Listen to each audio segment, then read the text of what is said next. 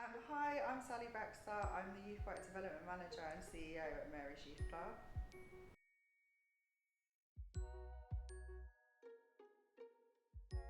I think this is like a really good question. What's a youth worker? So, a youth worker is somebody who works with young people. Young encompasses like children and teenagers.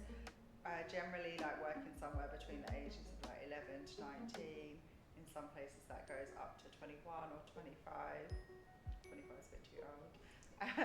What a youth worker actually does is, if you were writing an essay, you would talk about personal and social development, but in short, that's often supporting young people through growing up and introducing them to new places, new things, new ways of being, supporting their friendships and just like navigating becoming a young adult. We do lots of activities with young people, but I think it's a misconception that what youth workers do is just provide activities. The activities are actually a vehicle to the youth work. So we're kind of always thinking more holistically about the young person or about the group of young people and what they're going to get from doing the activity.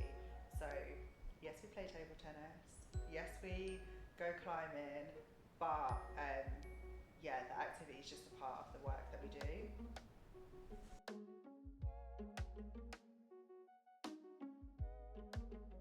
So my journey to doing youth work professionally was kind of at the time I thought kind of later in life, but actually like not that late. We've got long lives to live. So I actually did go to a youth club when I was younger for a period of time. It wasn't open for like forever throughout my adolescence, but it's open for a bit. And then kind of like forgot about it. When I was first at uni, I was involved in like a mentoring project where we were mentoring younger children who had social services interventions. So I think it's kind of always like been there in the background of other things I was doing. When I was at uni then, I was doing media and cultural studies. Thought I'd work in media, definitely ended up enjoying the cultural studies part much more. Kind of fell into person-centered work after loads of jobs, like loads of just sort of like normal retail, bar work, all of that kind of thing, till I ended up as a receptionist at a drug and alcohol service. And then that was kind of the springboard into person-centered work, worked as a support worker in a psychiatric unit, amongst other things, like was volunteering at a counselling centre for young people, and then at a youth club.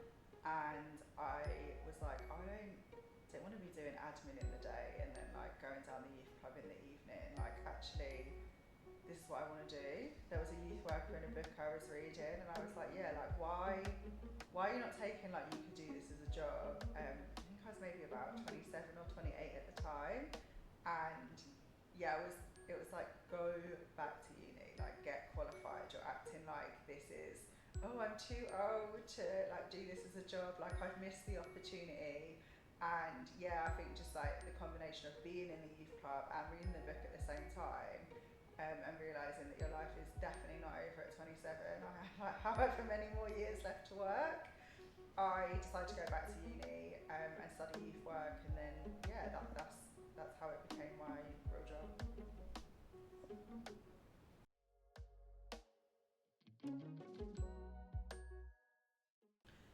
So my qualification route was I had a different degree, and so I went back and did an MA in youth work to qualify. There are loads of different routes into youth work now. Some of which are available now, like the apprenticeship that like wasn't an option for me.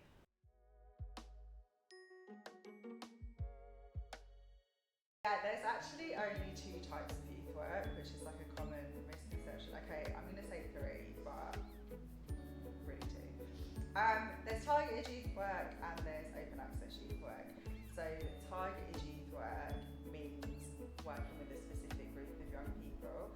So that could be young parents, that could be travellers or gypsies, that could be refugees and migrant young people. So like a specific group of young people that you're working with. And open access means working with everyone. So I said there was three, and it's because I'm thinking of detached youth work. But again, detached youth work really fits into both of those types. So whilst it's in a different place, because it's on the street, the same, like you're going to have those objectives, whether you're targeting a specific group of young people or whether you're talking to all young people. Open access, when I say working with everyone, just means your doors are open, and as long as people fit into that age bracket, then they come through the door. Something I really like about Mary's is that our open access is like truly open. We have even had like people bring cousins that are visiting from like America or Spain. They're like, I can't come, my cousin's here. We're like, bring them with you. So we haven't even got sort of like that geographical barrier to the young people we're working with, which makes for chaos, but like in a good way. Means that you've got young people that are, we might have young people that are in care or care experience. We've got some young parents. We've got girls, boys, non-binary, every sexual orientation and expression, different ages. Probably loads of other characteristics I could mention, but just like a really mixed bag of young people. And that's something I love about open access, is that the young people are really exposed to all different people that they might not be in their daily life. They might go to a school that's like one gender or one religion, and then they come to youth club and it's like, this is community, this is society. It's not just one homogenous group. It's like we're gonna all be in it together and we're gonna learn from each other. That's the beauty of open access.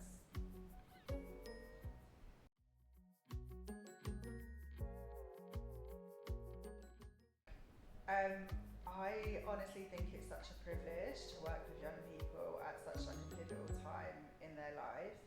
We have such a different relationship with young people to other adults in their life. The power dynamics are quite different. Like, I'm not naive to think that there aren't any. Of course there are. Like, I'm paid to be here and this is their leisure time, so that is different. But at school they have this very rigid agenda of getting people through their GCSEs, and it's not always enjoyable for young people. And what we have is, we have an opportunity where they voluntarily come here, so we get to explore a very different relationship with them. So I think what I like is the relationship with young people that's different, and I think it's just fun, right? Like, we get to show them things that we enjoy, and they get to show us things that they enjoy. So on any day, on any week, in any term, I think we get to open up London for them, and they get to do the same. So it's really enjoyable to get to do some of those firsts with them. Like, I've had the opportunity to fly with young people. They've never been on a plane before. But whilst I love that, I might not want to do that again so quickly, because getting into the airport in the morning was a lot. We get to go camping with them. Just like, the things that we do with them is like so magical. And I think that's just like, it's just such a privilege. Other than that, I would say I just like love that I work for an organisation where the values line up with my own. That might seem obvious now that I'm leading the organisation, but I think that's always been the case. When I sometimes hear other people talk about their jobs, I'm like, ugh. Like, that must be so difficult for you. Who they are as a person, how I might know them outside of work is like so different from who they have to be at work and who the organisational culture is. And mine is like so close, if not the exact same. And I really love that about youth work. Like, you come as you are, you be authentic, you get to be who you are, and work with other people who are being who they are, and other amazing, open-minded people that you're just constantly growing alongside these young people. And I just think, what a great environment to work in.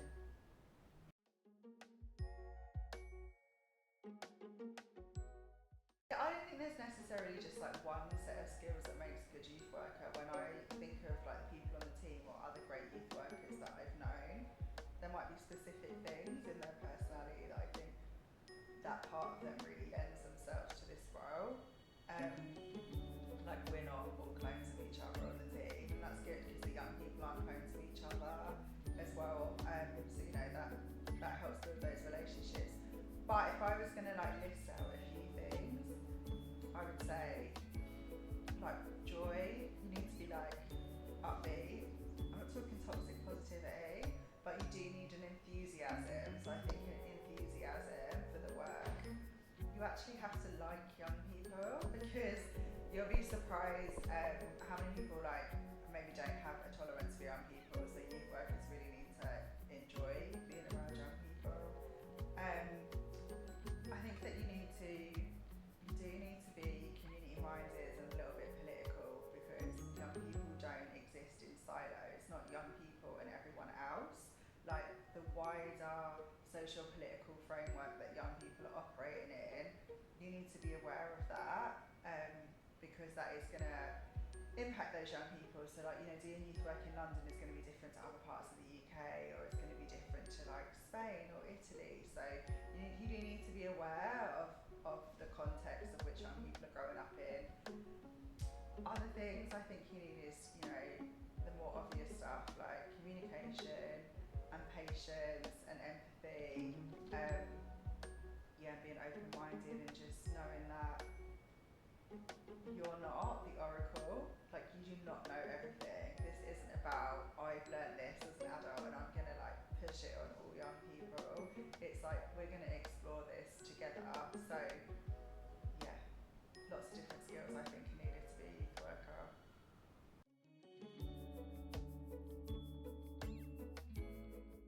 Youth work. Honestly, I think it's that I never stop thinking. I will really think about like a young person or a group of young people and where they are and like what they want to be, and look at them individually and like how we can support that happening. So if there's a challenge that's happening, it'll be sort of like cooking along in the back of my mind, and I'll be able to like remember when something comes along like that's a good opportunity for them, or they've mentioned that before, be able to like connect those dots and build those networks for young people. So I think just like that I never stop thinking about it, and looking for ways that we can improve our practice, we can improve our service, we can support these young people.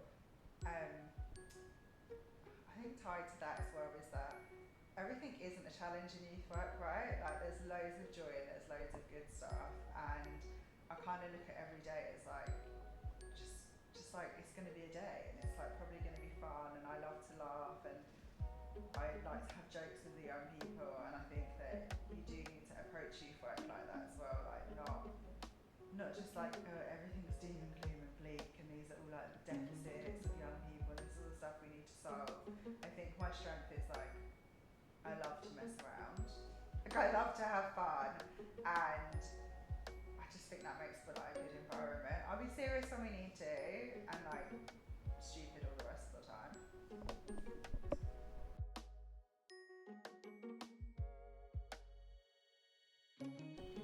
What's my biggest professional compliment? It's probably this, like being the CEO. I don't even think I really understand what the title means, apart from I'm the boss.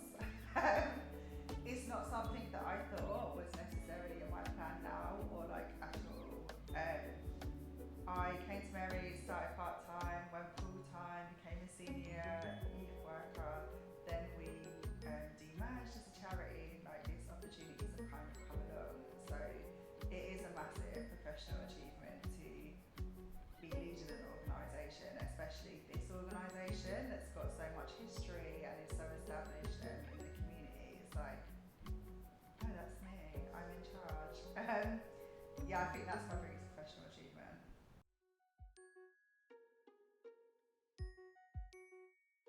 Such a brilliant group of young people here, and even other places I've worked before when I was studying, like the young people really make me proud all the time. Like I'm proud of them.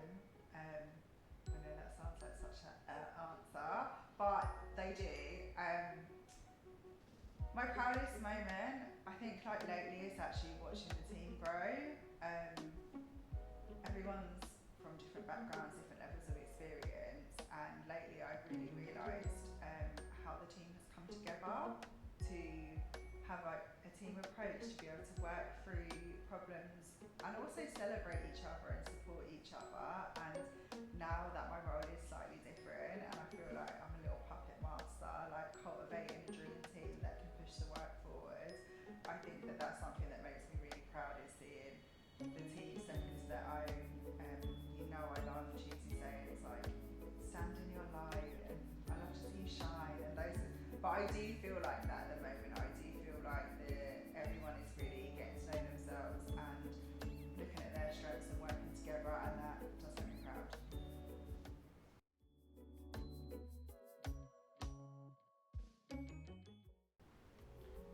Oh, I'm sure I told stories before of best memories, and now I'm on the spot. I can't think.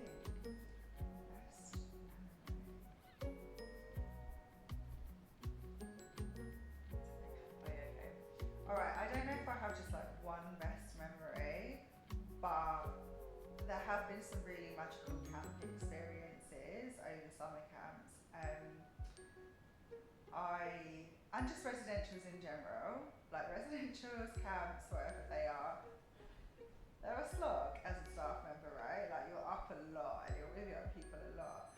But the joy and like the things you watch young people experience, it's like months of youth work sort of thing, like condensed into a short period of time, because you build like the relationships are really accelerated. But when it comes to summer camps in particular, there's just memories of like playing games in the dark with young people, going on night walks, lying down stargazing, the bonfires, just in the day, just like chilling out, listening to music with them, or just being out in nature with them. I just think there's something really magical about that sort of holiday experience that you're having together. I love the New Forest, and there's like wild horses, and I think it was so good. We've maybe done 3 camps there, and I really love like showing that to young people. I'll be honest, I was probably still more excited about the wild horses than they were. But I remember once we took them on this night walk, and we're like no torches. I like to tell scary stories, and I told this scary story to them. And honestly, just at the right moment, because they were going on about rustling, I like flicked a torch on, and it like caught the eyes of donkeys in the bushes. It's just like you couldn't have written it, because it did look quite scary at the time. And they screamed and they ran away and they were running back to camp. I just thought it was so funny because it was just like great timing. It's not that I want to scare them, but sometimes the ghost stories and the night walks and like running away in the dark, they're like, I know you're running away. It's like, no, I'm not. I'm not the most athletic, but I am. And they say, I know you're over there, and I'm really like hidden behind a tree over there because they walk faster. Just like those things are, it's really fun. Like just really silly fun that you don't get to have anywhere else.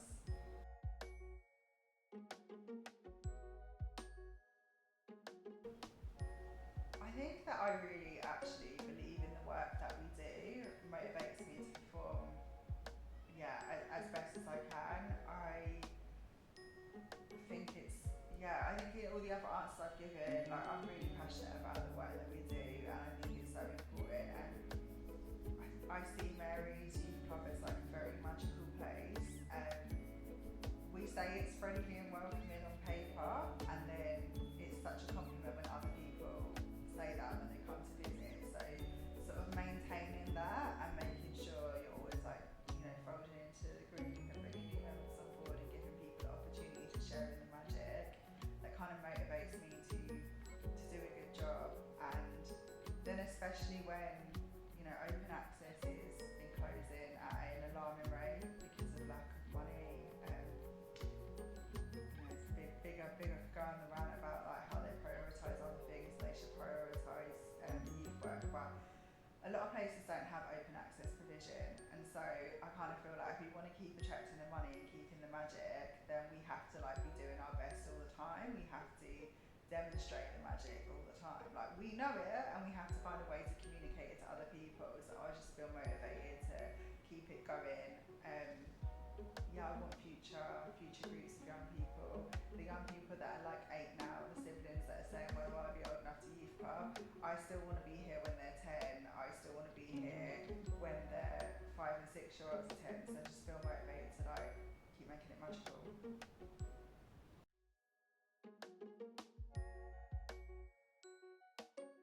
Young people is the same as building relationships with anyone in a way that you approach it of honesty and integrity and authenticity. So not like in my interactions with young people, I'm not there being like, be authentic, be honest. I just am being.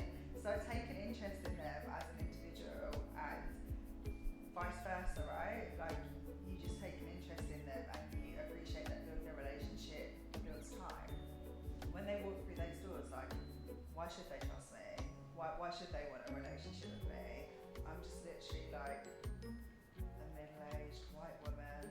Like, why would they be interested in a relationship with me, right? Like, we're not related by blood or anything.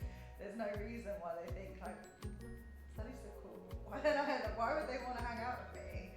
So you just be there, and I think it's that consistency, right? Like you're there, you take an interest in them, and that consistency is what builds a relationship. And some of the young people will go on to have really good relationships with the whole team. Some might be with different ones of us as individuals, but they know that we're there and we're a safe adult and we're someone that they can rely on. And so that's kind of the most important thing, that you're there, that you're honest, and that you are, you know, doing all the things I said in the list of what makes us a good youth worker. Yeah, that's my approach to relationships.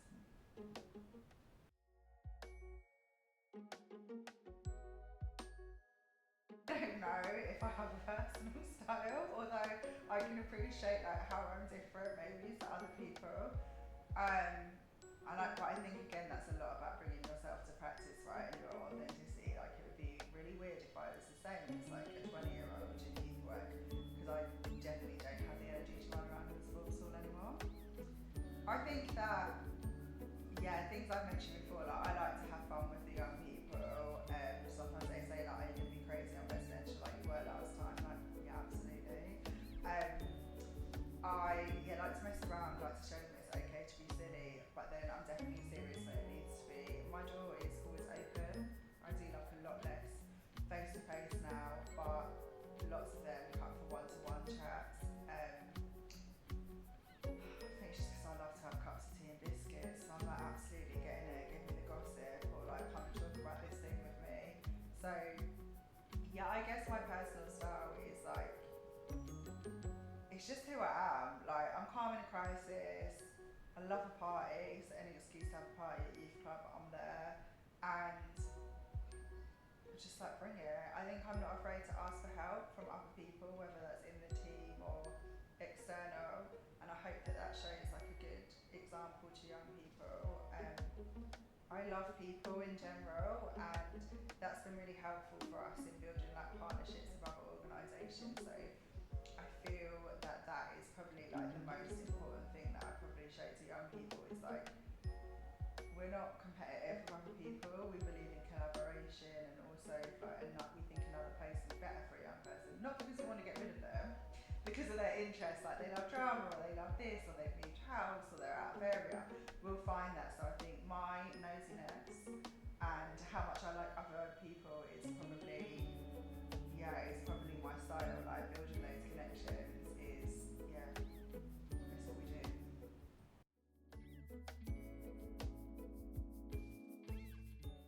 Huge challenge of working with young people. You know what? I think it's that sometimes you just don't know what's going to come out of their mouths.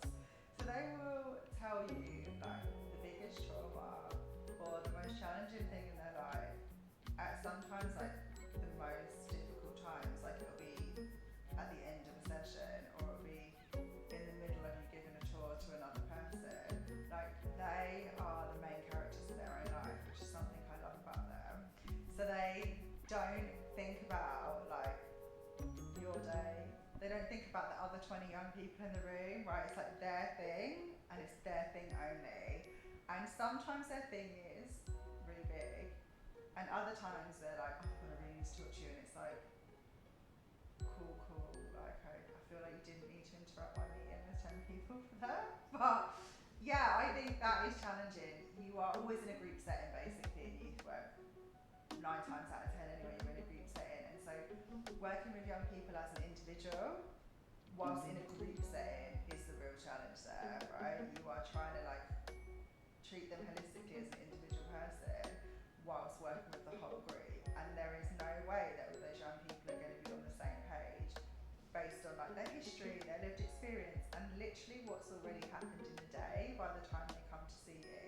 by the time they come to see us, generally term time, obviously they've been at school or doing some sort of education stuff in the day or not, it has its own challenges, and normally been up since like 7 a.m. So we're not necessarily getting them at their best and their happiest. So yeah, I think treating young people holistically and as an individual whilst doing that in a group setting is a very unique experience.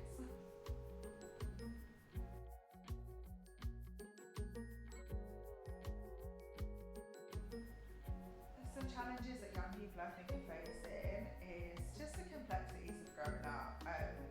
Sometimes I'm really like, yeah, this stuff hasn't changed since when I was young, you know, navigating relationships and births and friendships. But I think maybe some challenges that are slightly different is I'm actually a big fan of social media and hate when everyone slates it, because I think it's like wonderful for connectedness in terms of like news and keeping up with friends and family and stuff, but I think they are constantly bombarded by technology, and when I see their phones, I feel anxious by their notifications.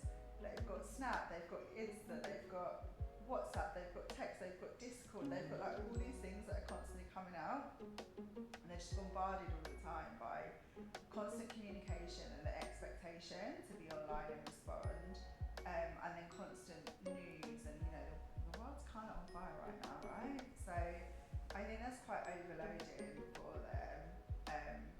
It's great that we're more plugged into stuff that's going on now, but I just also think it means that they can't take a break, and I don't think it's a surprise that young people's mental health is, you know, an issue, because I think being constantly contactable is not good for anyone. We need to press pause.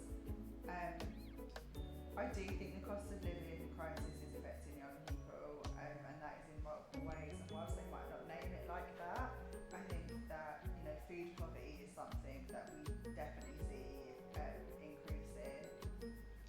It means that young people also don't get experiences like going out to eat and, you know, going to restaurants or food as a social time, because food is so binding culturally and as a social experience, and actually when there's this constant stress of like, what are we going to eat, how are we going to do it, it means that you don't get like the joy of sitting around a table, which is honestly like so good.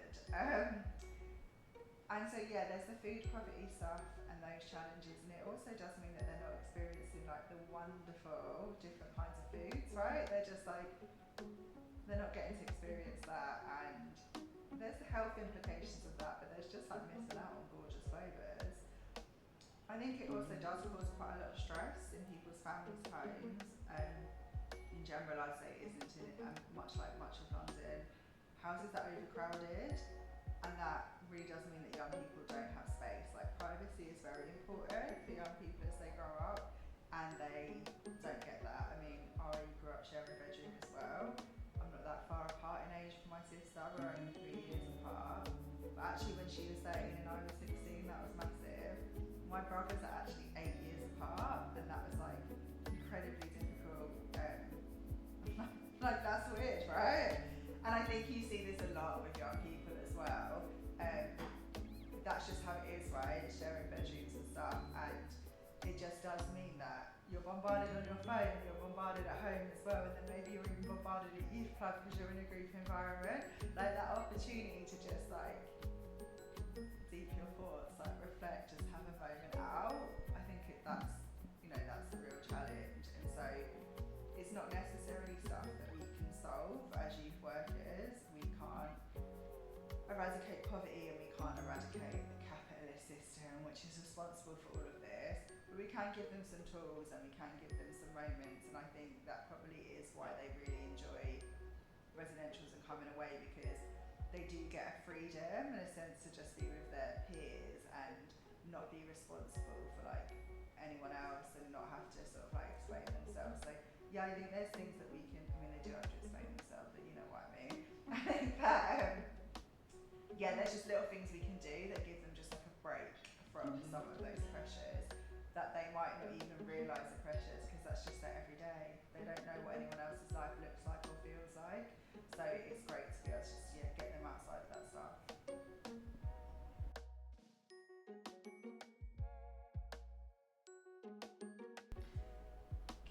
people safe is the number one thing in youth work. We had that drilled into us. And it is. I think keeping people safe is so much more than just like health and safety or safeguarding, although those are two really important parts of it, right? So how we keep people safe is sort of, I think of it about in sort of three ways. It's like what they see, what they hear, what they experience. And I think safe spaces is a term that's bandied around a lot, and I really do question whether you can make a space safe for everyone anyway. Bigger theoretical sort of whatever I'm trying to say there, philosophical question there. But we can do our best. We do have rules in the youth club, so people kind of know what's expected behaviour-wise, and that really is about like not using offensive language, which is not swearing. I'm okay with a little swear. In fact, I actively encourage it. Can really, pop something. It's about, don't be homophobic, don't be sexist. Think about the terminology that you're using, and we don't want fighting. I don't think violence is something that I'm really strongly against. Like nobody has the right to put their hands on someone else. So there's those kind of practicalities in keeping people safe. The other is really about supervising the spaces. The team are always present when we're delivering, and that is because we do want to know, like, yeah, we respect your privacy, but we do want to know what content you're sharing. We do want to know what's being spoken about, because those small instances where we can intervene and reframe what someone's doing and how they're thinking are how we stop perpetuating some of this stuff. If we look at like misogyny, then the language that we use every day actually does really play into that. Same with racism, right? There's lots of microaggressions that people let slip, and there's an opportunity for us to pull people up and be like, let's not do that, or this is why, and not in a preachy way, in a really on a level, that drip feeding, those conversations. Conversation is our massive tool in youth work. Those are opportunities to keep people safe. So it is about what they see, what they hear, and what they feel while they're spending time with us.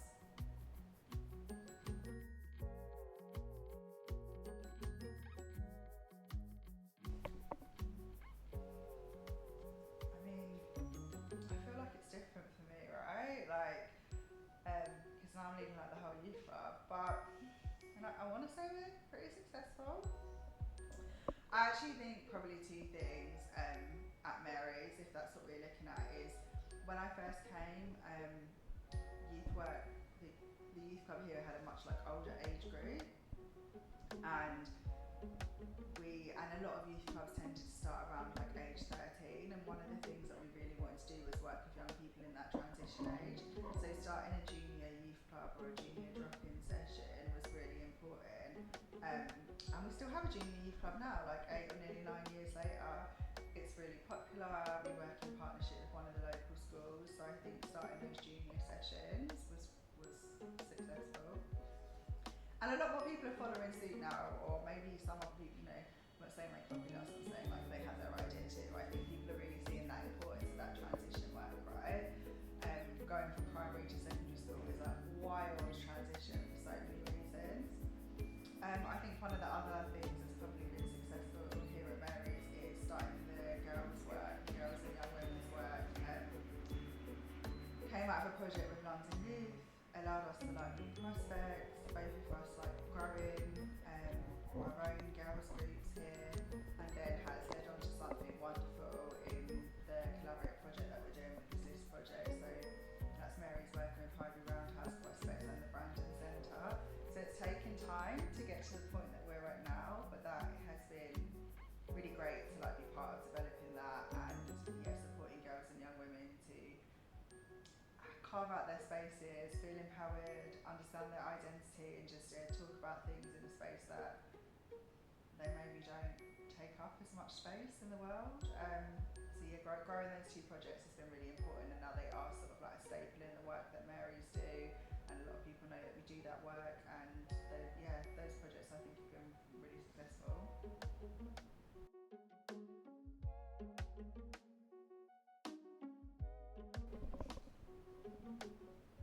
A typical work day, I honestly wish that I had a typical work day, but generally, some specifics are, my work days are kind of a mixture of like online meetings, in-person meetings, and supporting the team at Mary's now. That's kind of what it looks like. We never do early mornings. I think 10 a.m. is like the earliest I might start meetings. I think my typical work days now are a mixture of like doing bits from home, doing bits in the office, being around for delivery. But yeah, they're all different. I don't think it really depends. Each day of the week is slightly different, but yeah.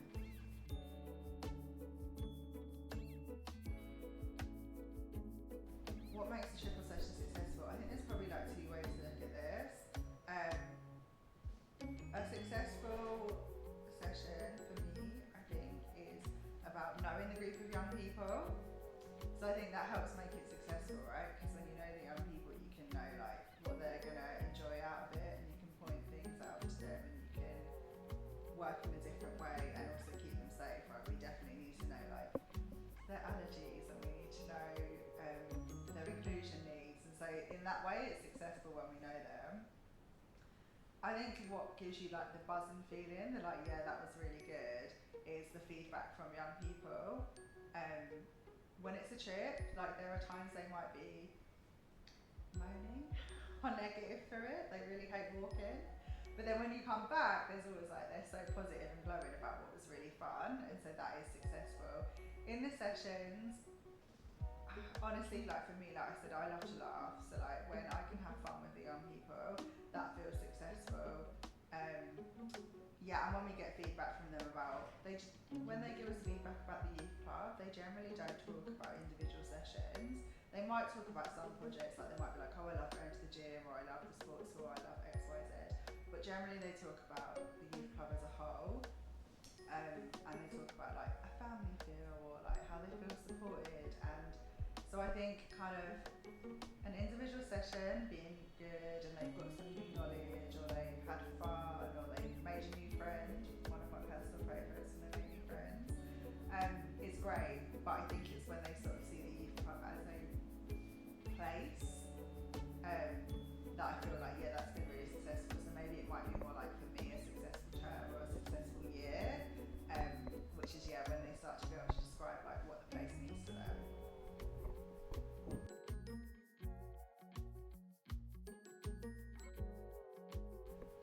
If someone's interested in getting into youth work, I would say spend time in youth clubs is the best way to get into it. And yeah, spend time in youth clubs and spend time around young people, and try to kind of like let go of your expectations of what you think it's going to be like. Sometimes people want to go into mentoring because they think like they've cracked life and they've got like a life hack, and they need to like tell all young people about it.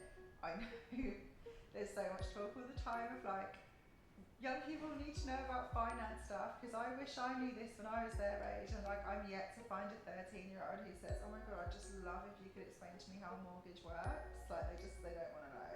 So let go of your expectations and what you think young people should know and what you think that they need, and spend time with them and find out what they actually want and what interests them and how you can connect. But yeah, get experience, volunteer, and like go down the route. There's lots of ways of getting qualified in youth work, but first you should make sure that it's something you want to do, because it's not the best paid job in the whole world, maybe compared to similar professions like social work and teaching. But I have friends that do both, and they earn more than me, but they're definitely always like, your job's more fun than me, and I can see they always talk about how much they can tell that like I enjoy my work, and how much it's like a big part of the, like my life and who I am and how I think. So yeah, make sure it's something you want, and then just go for it, because there is a long career in youth work and lots of opportunities to do really cool, amazing things. So if you think you're interested in it, you should definitely do it.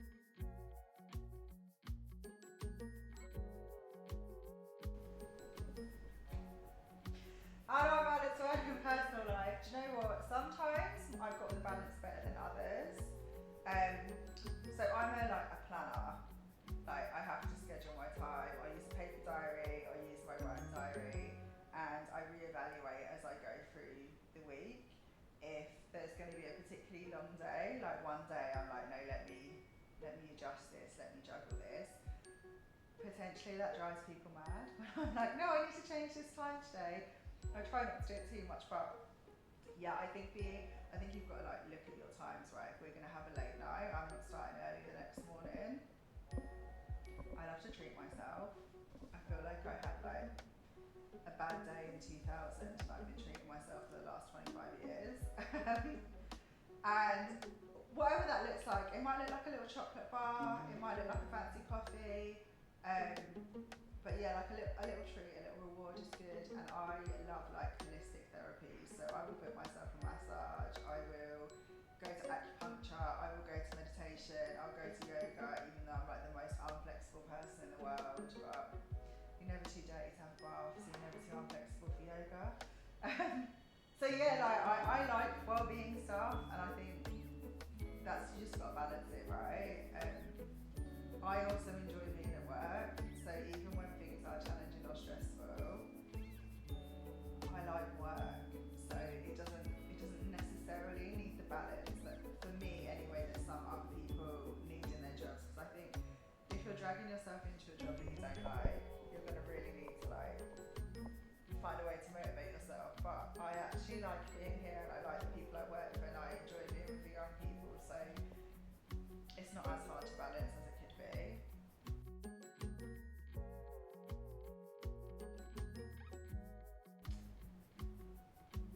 There are lots of things I'd like for Mary's, but I feel like I don't want to give them all away on camera, because I feel like then the young people will ask me about them constantly, like, why don't we have this, why don't we have that? You said it in the interview, when's it coming?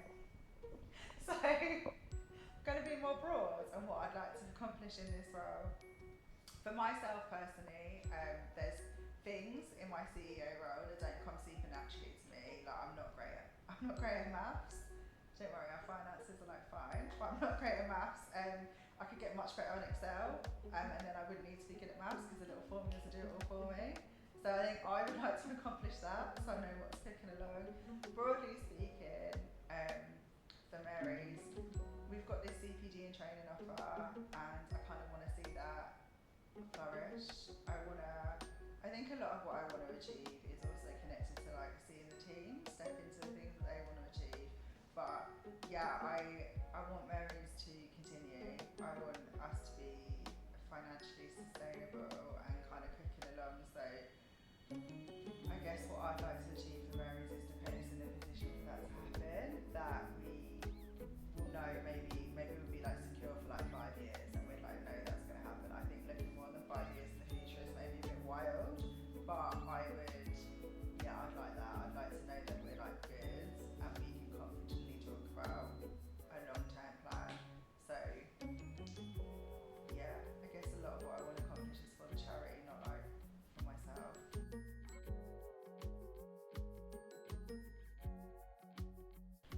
I think I'm really lucky because I've been at Mary's for such a long time. I think it's like 9 years in like March or something. It's like a really long time. That means that there's young people I worked with and they're younger, which are now older. So we've got some young people that have come back to volunteer with us that are like now at uni and doing something else, and they've been able to talk about their experience of youth club or the fact that they wanted to come back. And so they don't need to say like I'm great or this is great. It's like you've literally voted with your little feet, and that's something a lot of people don't experience because youth work has a long-term impact. If you don't stay around, like you're never really going to see it. There's been other nice things, like I love it when young people's families buy me little gifts on my birthday or like Christmas or like National Youth Work Week, whatever it is, because we watch the preschool team get inundated like how teachers do with presents. Youth workers don't get that. So I'm not going to say I'm above a gift, I'm into it, but and that is A love language, right? But I think just like young people actually do give me and the team great feedback like all the time about just feeling supported or feeling like they've got a place here. We've had feedback from teachers about how well they've watched young people like flourish once they've come to youth club. We've had feedback from like therapists or social workers about how positively young people talk about the youth club. And I think that's also really great, like when a parent or someone else is coming to you saying like, oh, they always talk about this or they always talk about that. Because we don't know bother to talk to their mum or dad or nan about like how much they like the youth pub. I love that. Yeah, there's, you know what, the nicest thing a young person said to me the other day, actually like a recent one, is just like that they came because they know like that I'll always be here, and they didn't mean that in a lame way, like you're a workaholic, you're always here. Just that like even if time has passed or they haven't seen me for a week or a month, they know that when they come, I'm like still going to be pleased to see them, and I'm still going to have time to see them. And I think that's like a massive compliment, that they know that this is somewhere they can always come.